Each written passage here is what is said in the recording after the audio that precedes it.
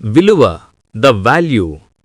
హైదరాబాద్ నగరం సాయంకాలం సూర్యుడస్తమిస్తున్న వేళ ఆ నగరంలో రెండు వేర్వేరు ప్రపంచాలు సమాంతరంగా నడుస్తున్నాయి.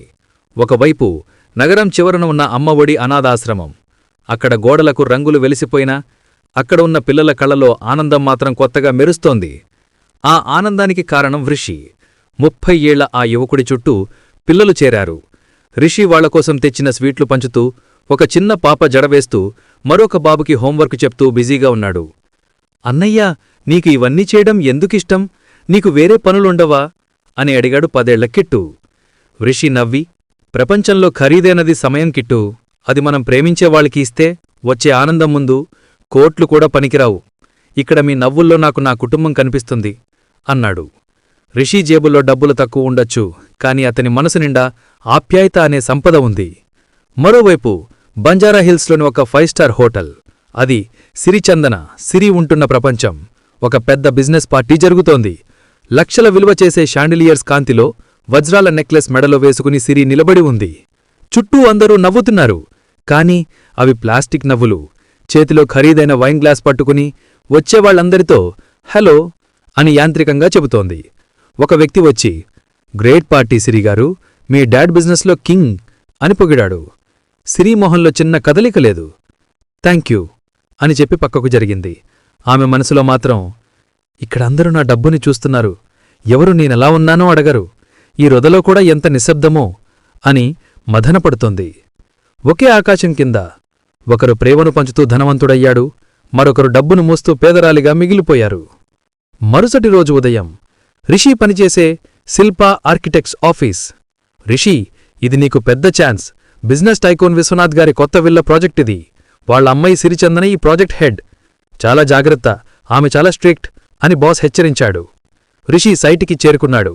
కాసేపటికి ఒక నల్లని బెంజ్ కారు వచ్చి ఆగింది. అందులోంచి సిరి దిగింది. కళ్లకు కూలింగ్ గ్లాసెస్, ఖరీదైన డ్రెస్, చుట్టూ బాడీగార్డ్స్. ఆమె కాలు కింద పెడితే దుమ్ము అంటుకుంటుందేమో అనంత జాగ్రత్తగా నడుస్తోంది. రిషి ఆమెను విష్ చేశాడు. నమస్తే మేడం, నేను రిషి, ఈ ప్రాజెక్ట్ ఆర్కిటెక్ట్ని. సిరి అతన్ని పైనుంచి కిందకు చూసింది.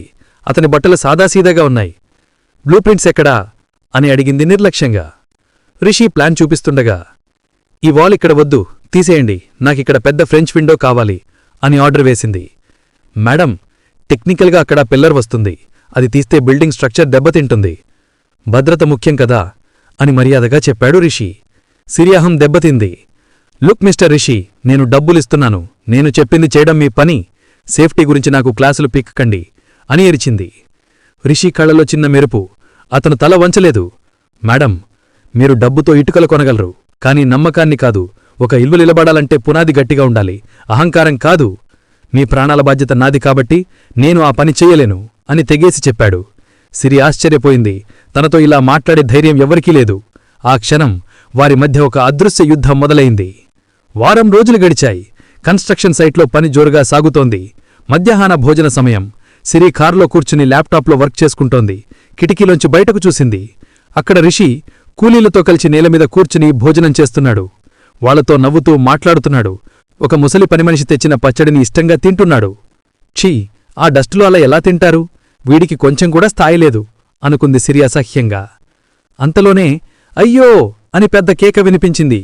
సిరి ఉలిక్కిపడి కారు దిగింది. 4వ అంతస్తు నుంచి ఒక సిమెంట్ బస్తా జారి కింద పనిచేస్తున్న రాములు అనే పనివాని కాలిమీద పడింది. రక్తం ధారగా కారుతోంది. అందరూ కంగారపడ్డారు. సిరి తన బ్యాగ్లోంచి డబ్బుల కట్ట తీసింది. మేనేజర్, ఇవిగో 50,000, అతన్ని ఏదైనా ఆటోలో హాస్పిటల్కి పంపండి అని డబ్బులు ముందుకు చాపింది.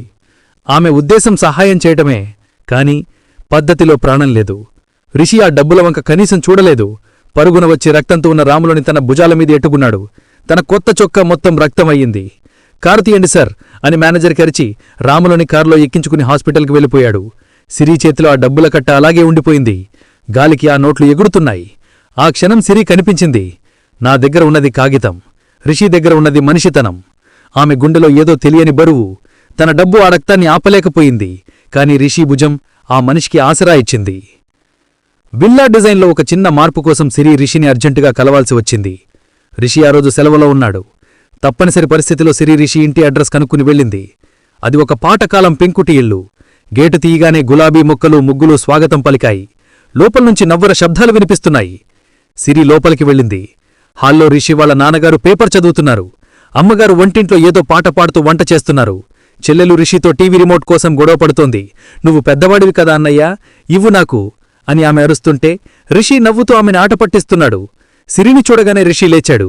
మేడం, మీరా, రండి అని ఆహ్వానించాడు. రిషి వాళ్ళ అమ్మగారు బయటకు వచ్చి, ఎవర్రా ఈ అమ్మాయి, ఎంత బావుందో, రా అమ్మా, కూర్చో అని ఆప్యాయంగా పలకరించి వేడివేడి కాఫీ ఇంట్లో చేసిన జంతికలు తెచ్చిచ్చారు.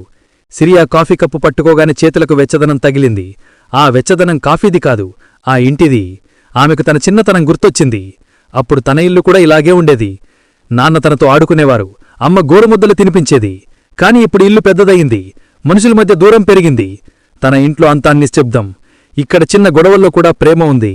రిషి వాళ్ళ అమ్మగారి సిరి తలమీద చేయివేసి, మళ్ళీ రా అమ్మా అని చెప్పినప్పుడు సిరి కళ్ళలో నీళ్లు తిరిగాయి. కోట్లు పోసినా దొరకని ఆనందం ఆ చిన్న ఇంట్లో ఆమెకు కనిపించింది. అది సిరి పుట్టినరోజు. ఉదయం లేవగానే పని మనుషులు హ్యాపీ బర్త్డే మేడం అని గుడ్ మార్నింగ్ చెప్పినట్టు చెప్పారు. విశ్వనాథ్ అంటే సిరి తండ్రి డైనింగ్ టేబుల్ దగ్గర ఉన్నారు. చేతిలో ఫోన్ చూస్తేనే, హ్యాపీ బర్త్డే సిరి, బయట పోర్టికోలో నువ్వు గిఫ్ట్ ఉంది చూసుకో, లేటెస్ట్ మోడల్ స్పోర్ట్స్ కార్, నాకు అర్జెంట్ మీటింగ్ ఉంది, ఈవినింగ్ పార్టీలో కలుస్తాను అని చెప్పి వెళ్ళిపోయాడు. కనీసం ఆమె మొహం కూడా చూడలేదు. సిరి బయటకు వచ్చింది. మెరుస్తున్న ఎర్రని రంగు కార్, దాని విలువ 2 కోట్లుండొచ్చు. కాని సిరి ఆ కార్ డోర్ తెరిచి సీట్లో కూర్చుని స్టీరింగ్ మీద తలపెట్టుకుని ఏడ్చింది. నాన్నకు నా మీద ప్రేమ ఉంది, కాని దాన్ని వస్తువుల రూపంలోనే చూపిస్తారు. నాకు కావలసింది ఈ కారు కాదు, కాసేపు మాట్లాడే మనిషి అని కుమిలిపోయింది. అదొక బంగారు పంజరమని ఆమెకు అర్థమైంది. అదే సమయానికి రిషి సైట్ రిపోర్ట్ ఇవ్వడానికి ఇంటికి వచ్చాడు. గేటు దగ్గర సిరి కారులో ఏడవడం గమనించాడు. సెక్యూరిటీని దాటుకుని దగ్గరికి వెళ్లాడు. మేడం అని పిలిచాడు. సిరి కళ్ళు తుడుచుకుని కోపంగా చూసింది. ఎందుకు వచ్చారిక్కడికి? రిషి ఆమె చేతిలో ఒక చిన్న మట్టి కుండ పెట్టాడు. అందులో ఒక చిన్న మొక్క ఉంది. హ్యాపీ బర్త్డే మేడం, నా దగ్గర ఖరీదైన గిఫ్ట్స్ ఇచ్చే స్తోమత లేదు. కాని ఇది ప్రాణమున్న మొక్క. మీ కారు మీతో మాట్లాడదు, మీ బాధను వినదు. కాని దీనికి నీళ్లు పోసి చూడండి, ఇది మీతో మాట్లాడుతుంది. మీరు ఏడిచినప్పుడు ఇది కూడా వాడిపోతుంది. మీరు నవ్వితే ఇది పూలు పూస్తుంది. ఒంటరిగా ఉన్నప్పుడు దీంతో మాట్లాడండి అని చెప్పి నవ్వి వెళ్ళిపోయాడు. సిరి ఆ మొక్క వంక చూసింది. ఆ పచ్చని ఆకుల్లో ఆమెకు ప్రాణం కనిపించింది. తండ్రి ఇచ్చిన ఖరీదైన కారివ్వలని ఊరట రిషి ఇచ్చిన చిన్న మొక్క ఇచ్చింది. ఆమె మొదటిసారి మనసుతో నవ్వింది. ఆ నవ్వులో డబ్బు అనే పొర కరిగిపోవడం మొదలయ్యింది. విల్లా నిర్మాణానికి కావాల్సిన ప్రత్యేకమైన రాతి కోసం రిషి సిరి నగరానికి దూరంగా ఉన్న నామవరం అనే పల్లెటూరికి వెళ్లాల్సి వచ్చింది. సిరి తన ఖరీదైన కారులో వెళ్లడానికి నిరాకరించి రిషితో పాటు ప్రాజెక్ట్ జీప్లో ప్రయాణించింది. ఊరి పొలిమేర దాటగానే పచ్చని పొలాలు, చల్లని గాలి వాళ్లను పలకరించాయి. మధ్యాహ్న సమయానికి జీప్ టైర్ పంక్చర్ అయింది. దగ్గర్లో మెకానిక్ షాప్ లేదు. ఎండ మండుతోంది. సిరి దాహంతో అల్లాడుతుంటే దగ్గర్లో ఉన్న ఒక చిన్న గుడిసెలో ఉన్న అవ్వ వంచి నీళ్ళిచ్చింది. కేవలం నీళ్లే కాదు, మజ్జిగ చేసి జొన్న రొట్టెలు ఇచ్చింది. ఆకలితో ఉన్న సిరి ఆ రొట్టెలను అమృతంలా తినంది. వెళ్లేటప్పుడు తన బ్యాగ్లోంచి 500 నోటు తీసి ఆ అవ్వకివ్వబోతుంది. ఆ అవ్వ నవ్వి, వద్దమ్మా, దాహమని వచ్చినోళ్ళకి నీళ్ళిచ్చి డబ్బులు తీసుకుంటే అది మనుషుల పద్ధతి కాదు, వ్యాపారమవుతుంది. నీ కడుపు నిండితే నా కడుపు నిండినట్టులే అని సున్నితంగా తిరస్కరించింది. సిరి షాకయ్యింది. తన తండ్రి 5 స్టార్ హోటల్లో ఒక గ్లాస్ నీళ్లకు కూడా 100 ఖర్చు పెడతాడు. కాని ఇక్కడ పూతగడవని పేదవారు ప్రేమను ఉచితంగా పంచుతున్నారు. రిషి సిరివైపు చూసి, చూశారా సిరిగారు, డబ్బుతో ఆకల్ని కొనొచ్చు, కాని ఆప్యాయతను కాదు. ఇక్కడ పేదరికం జేబుల్లోనే ఉంది, గుండెల్లో లేదు అన్నాడు. సిరి మౌనంగా ఉండిపోయింది. ఆ ఊరి మట్టివాసంలో ఆమెకొక కొత్త పాఠం దొరికింది. తిరుగు ప్రయాణం. సాయంత్రం వేళ వర్షం మొదలయ్యింది. జీపద్దాల మీద వర్షపు చినుకులు పడుతుంటే సిరి ఆలోచనలన్నీ రిషి చుట్టూ తిరుగుతున్నాయి. నిన్నటిదాకా రిషి అంటే ఒక ఆర్కిటెక్ట్, ఒక ఉద్యోగి. కాని ఈరోజు రిషి అంటే ఒక మనిషి. తనను డబ్బున్న మనిషిగా కాకుండా ఒక సాధారణ అమ్మాయిగా చూసే ఏకైక వ్యక్తి రిషి. వర్షం జోరుగా పెరిగింది. జీప్ ఒకచోట ఆగాల్సి వచ్చింది. చలికి సిరి వణుకుతుంటే రిషి తన కోటు తీసి సిరి భుజాల మీద కప్పాడు. చలిగాలికి ఆరోగ్యం పాడవుతుంది, జాగ్రత్త అన్నాడు. ఆ మాటలో ఉన్న శ్రద్ధ తన తండ్రి ఇచ్చే ఖరీదైన వజ్రాల హారంలో కూడా ఆమె ఎప్పుడూ చూడలేదు. సిరి రిషి కళ్ళలోకి చూసింది. అక్కడ స్వార్థం లేదు, ఆశ లేదు, కేవలం స్వచ్ఛత ఉంది. నాన్న చెప్పినట్టు డబ్బు శాశ్వతం కాదు, ఈ క్షణం, ఈ అనుభూతి శాశ్వతం అని ఆమె అంతరాత్మ ఘోషించింది. ఆ ప్రయాణం ముగిసేసరికి సిరి మనసులో రిషి ఒక చెరగని సంతకంలా మారిపోయాడు. అది ప్రేమ అనే ప్రయాణానికి ఆరంభం. నగరానికి వచ్చాక సిరిలో మార్పు స్పష్టంగా కనిపిస్తోంది. ఆఫీస్లో రిషి కనిపిస్తే చాలు ఆమె కళ్ళలో మెరుపు వస్తోంది. కాని రిషి మాత్రం చాలా హుందాగా తన పని తను చేసుకుంటూ పోతున్నాడు. ఒక సాయంత్రం సిరి రిషితో, రిషి, నాతో కాఫీకి వస్తారా అని అడిగింది. రిషి సున్నితంగా, సారీ మేడం, నాకు వేరే పని ఉంది అని దాటేసి పట్టేశాడు. సిరి తట్టుకోలేకపోయింది. నన్ను ఎందుకు అవాయిడ్ చేస్తున్నారు? ఆ రోజు ఊర్లో అంత కేర్ తీసుకున్నారు కదా అని నిలదీసింది. రిషి గంభీరంగా బదులిచ్చాడు. సిరిగారు, ఆ రోజు అది మానవత్వం. కాని మనం వేర్వేరు ప్రపంచాలకు చెందినవాళ్లం. మీ నాన్నగారి దృష్టిలో నేను మీ కారు డ్రైవర్ కన్నా తక్కువ. ఆకాశం భూమి కలుస్తాయని ఆశపడటం తప్పు. ఆ ఆశ వల్ల మీరు మీ విలాసాలను కోల్పోవడం నాకిష్టం లేదు. సిరి కన్నీళ్లతో, విలాసాలు కాదు రిషి, నువ్వు లేకపోతే నేను నన్ను కోల్పోతాను అని చెప్పాలనుకుంది కాని గొంతుదోక వచ్చిన మాట పెదవి దాటలేదు. వారి మధ్య ఉన్నది మౌనం కాదు, డబ్బు కట్టిన అదృశ్యమైన గోడ. సిరి ప్రవర్తనలో మార్పు, రిషిమీద చూపిస్తున్న శ్రద్ధ విశ్వనాథ్ కంటపడ్డాయి. ఆయన అహం దెబ్బతింది. వెంటనే రిషిని తన కేబిన్కి పిలిపించాడు. రిషి లోపలికి వెళ్లగానే విశ్వనాథ్ కనీసం కూర్చోమని కూడా చెప్పలేదు. లుక్ మిస్టర్ రిషి, నా కూతురు ఒక ఖరీదైన వస్తువు. దాన్ని చూసి మురిసిపోవడమే తప్ప సొంతం చేసుకోవాలనే స్తోమత నీకు లేదు. మీలాంటివాళ్లు నా ఇంటి గేటు బయట నిలబడటానికే అర్హులు అని గర్వంగా మాట్లాడుతూ ఒక బ్లాంక్ చెక్ తీసి రిషి ముఖం మీద విసిరాడు. దీనిమీద నీకు కావాల్సినంత రాసుకో, ఇంకెప్పుడు నా కూతురు కంటపడకు. ఈ ప్రాజెక్ట్ నుంచి ఇప్పుడే నిన్ను తీసేస్తున్నారు అన్నాడు. ఆ చెక్ రిషి కాళ్ల దగ్గర పడింది. రిషి వంగి ఆ చెక్ తీసుకున్నాడు. విశ్వనాథ్ గెలిచాను అనుకుని నవ్వాడు. కాని రిషి ఆ చెక్ని ముక్కలు ముక్కలుగా చింపేశాడు. ఆ కాగితం ముక్కలు విశ్వనాథ్ టేబుల్ మీద విసిరాడు. విశ్వనాథ్ గారు, మీరు ఆస్తులు సంపాదించారు, కాని మనుషుల విలువ తెలుసుకోలేకపోయారు. ప్రేమను కొనడానికి మీ బ్యాంకు బ్యాలెన్స్ సరిపోదు. మీ కూతురు వస్తువు కాదు, మనిషి. ఆమె కావలసింది తోడు, మీ రేటు కాదు. నా ఆత్మగౌరవం మీ ఆస్తికన్నా చాలా ఖరీదైనది అని రిషి సింహంలా గర్జించి బయటకు వచ్చేశాడు. విశ్వనాథ్ అవమానంతో రగిలిపోయాడు. రిషి చేసిన పనికి విశ్వనాథ్ పగ పెంచుకున్నాడు. సిరిని కంట్రోల్ చెయ్యడానికి వెంటనే ఒక నిర్ణయం తీసుకున్నాడు. దేశంలోనే పెద్ద బిజినెస్ మ్యాగ్నెట్ కొడుకుతో సిరి పెళ్లి నిశ్చయం చేశాడు. సిరి ఇంటికి రాగానే ఇల్లంతా హడావిడిగా ఉంది. నాన్నా, నా అభిప్రాయం అడగరా అని సిరి ఏడుస్తూ అడిగింది. విశ్వనాథ్ కఠినంగా, ఇది 2 కుటుంబాల పెళ్లి కాదు సిరి, 2 కంపెనీల విలీనం. ఇదొక బిజినెస్ డీల్. ఇందులో నీ ప్రేమకు కన్నీళ్లకు చోటులేదు అని చెప్పి ఆమె ఫోన్ లాక్కున్నాడు. ఆమెను గదిలో బంధించాడు. సిరి కిటికీలోంచి బయటకు చూస్తోంది. వర్షం పడుతోంది. తన కన్నీళ్లు వర్షంలో కలిసిపోతున్నాయి. రిషిని కలవడానికి, కనీసం ఒక్క మాట చెప్పడానికి కూడా అవకాశం లేదు. ఆమె ఒక బంగారు పంజరంలో చిక్కుకున్న చిలుకలా మారిపోయింది. బయట రిషి ఆమె కోసం ఆవేదనతో ఉన్నాడు. కాని లోపలికి వచ్చే దారిలేదు.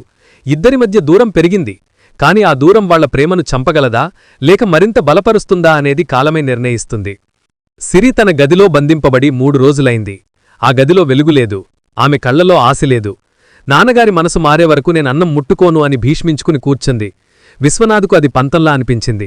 ఆకలి వేస్తే అదే తింటుంది అని కఠినంగా ఉన్నాడు. కాని సిరి శక్తి సన్నగిల్లుతోంది. అర్ధరాత్రి వేళ సిరి బాల్కనీ తలుపు చప్పుడైంది. నీరసంగా తలుపు తీసింది. అక్కడ రిషి చెట్టుకొమ్మల సహాయంతో పైకి వచ్చాడు. అతన్ని చూడగానే సిరి కళ్లలో ప్రాణం వచ్చింది. ఒక్కసారిగా వెళ్లి అతన్ని హత్తుకుని ఏడ్చింది. రిషి, నన్నిక్కడ్నుంచి తీసుకెళ్ళిపో, మనం ఎక్కడికైనా పారిపోదాం అని వేడుకుంది. రిషి ఆమె కన్నీళ్లు తుడిచి ధైర్యంగా చెప్పాడు. సిరి, పారిపోవడానికి మనం తప్పు చేయలేదు, ప్రేమించాం.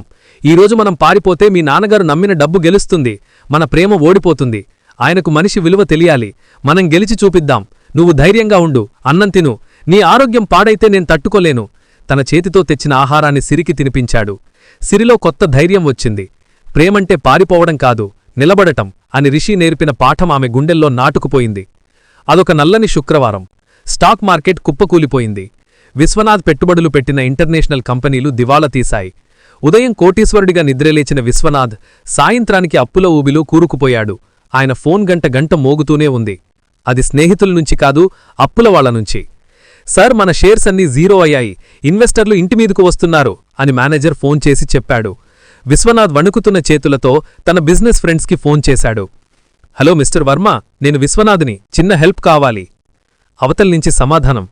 సారీ విశ్వనాథ్, నాకిప్పుడు టైం లేదు. అయినా మునిగిపోయే పడవలో ఎవరు కాలు పెడతారు అని ఫోన్ కట్ చేశాడు. నిన్నటిదాకా నువ్వే నా ప్రాణమన్న మిత్రులు ఈరోజు ఫోన్ లిఫ్ట్ చేయడం మానేశారు. ఖరీదైన సోఫాలో కూర్చున్న విశ్వనాథ్కి ఆ ఇల్లు అప్పుడు శ్మశానంలా అనిపించింది.